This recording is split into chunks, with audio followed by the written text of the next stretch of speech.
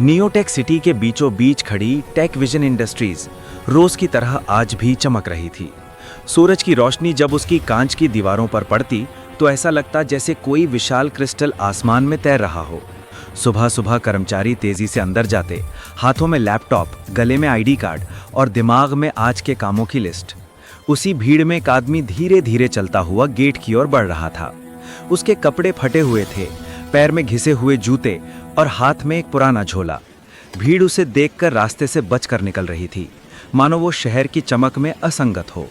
वो गेट पर पहुंचा ही था कि गार्ड ने तुरंत रास्ता रोक दिया। अरे ओह, कहाँ चले? आदमी ने शांत स्वर में कहा।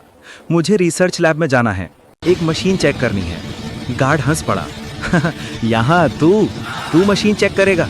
यहाँ कंप्यूटर को छूने भी नहीं देंगे तुझ जैसे लोगों को। कुछ कर्मचारी भी रुक गए। उनमें से एक ने मजाक उड़ाते हुए कहा, लगता है साइंटिस्ट बनने आए चाचा, लैब में जाके चिप डालेगा। दूसरा बोला, चाय कैंटीन में मिलती है, वहां जा या नहीं। लोग हंसने लगे। आदमी चुप रहा। उसके चेहरे पर हल्की मुस्कान और हल्की उदासी दोनों थी।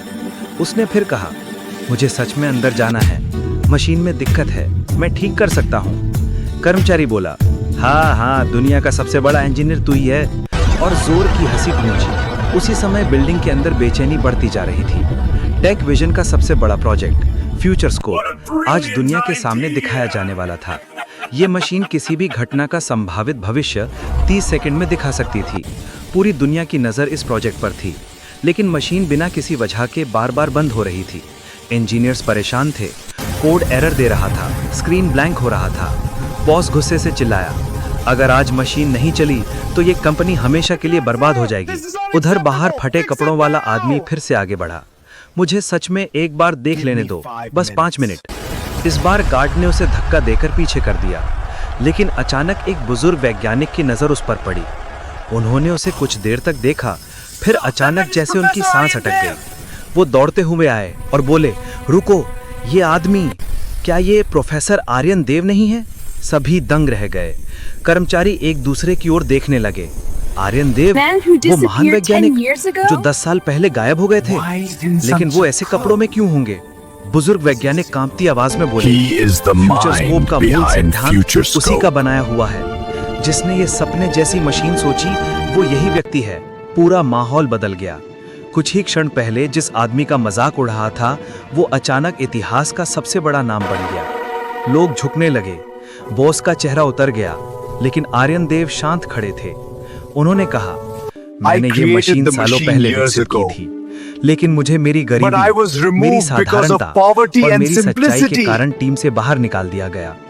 मेरा नाम शोध से मिटा दिया गया, मुझे सबने भुला दिया, लेकिन मैंने अपनी खोज नहीं छोड़ी। मैं चाहता था कि ये मशीन दुनिया की मदद करे, इसलिए आज यहाँ आया हूँ। कई लोगों के चेहरों पर पछतावे की लकीरें उभर आईं। इंजीनियर डरते हुए बोले, सर, क्या आप इसे ठीक कर सकते हैं? आर्यन मुस्कुराए, मशीन खराब नहीं है, उसे बस अपना मूल कोड चाहिए, जो मेरे पास है। सब आश्चर्य से एक दूसरे को देखने लगे। वो अपने झोले से एक पुराना चिप निकाले, इतना पुराना कि लगता है कबाड़ हो, लेकिन वहीं दुनिया का सबसे महत्वपूर्ण कोड छिपा था। उन्हें लैब में ले जाया गया। वो धीरे धीरे मशीन तक पहुंचे, जैसे कोई डॉक्टर अपने मरीज को देखता है। उन्होंने कवर खोला, कुछ तारें हटाईं, कुछ पुरानी लाइनों को काटा और 45 मिनट तक बिना रुके कोड लिखा। उनकी उंगलियां तेजी से चल रही थी, मानो कीबोर्ड भी उनकी बुद्धि को महसूस कर रहा हो। इंजीनियर्स देख रहे थे। जिस आदमी को वो सड़क का समझ बैठे थे, वो दुनिया का सबसे कठिन एल्गोरिथम बिना रुके लिख रहा था।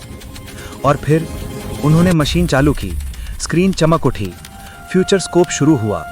मशीन 30 सेकंड के भीतर पहला भविष्य दिखाने लगी। हॉल तालियों से गूंज उठा। कई लोग भावुक हो गए।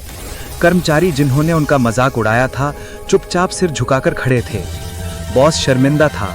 वो बोला, सर, हमने आपको पहचाना नहीं, हमें माफ कर। आर्यन ने उसे रोक दिया। मैंने एक मशीन ठीक की है, लेकिन ये कंपनी तभी ठीक होगी जब ये सीख लेगी कि किसी को उसके कपड़ों से मत आंको। बोर्ड ने तुरंत उन्हें कंपनी का चीफ इनोवेशन ऑफिसर बना दिया। उनके सम्मान में कॉन्फ्रेंस हुआ। समाचारों में उनका नाम छा गया। दुनिया ने फिर से उन्हें पहचाना, लेकिन उन्होंने अपने पुराने फटे कपड़े संभाल कर रखे। वो उन्हें अपने नए ऑफिस की दीवार पर फ्रेम में टांगता हुए बोले, ये कपड़े याद दिलाते हैं कि सम्मान चमकदार कपड़ों से नहीं बल्कि सोच से मिलता है। जिसने ये समझ लिया वो कभी किसी को छोटा नहीं समझेगा। समय बीतता गया, फ्यूचर स्कोप दुनिया के लिए वरदान बन गया। सरकारें, वैज्ञानिक, डॉक्टर सब इसका उपयोग करने लगे। आर्यनदेव फिर से वही चमकने वाला नाम बन गए जो कभी इतिहास से मिटा दिया गया था। एक साक्षात्कार में पत्रकार ने उनसे पूछा, सर, क्या आपको बुरा लगा कि इतने बड़े वैज्ञानिक को गेट पर अपमानित किया गया? आर्यन शांत स्वर में बोले, नहीं, क्योंकि अगर उस दिन मुझे अपमान ना मिलता तो शायद दुनिया को ये सीख ना मिलती कि मनुष्य की असली कीमत उसके कपड़ों में नहीं, उसके ज्ञान और उसके इरादों में होती है। और वो मुस्कुरा कर चले गए। फटे कपड़ों से उठकर भविष्य बनाने वाला आदमी फिर अपने काम की ओर।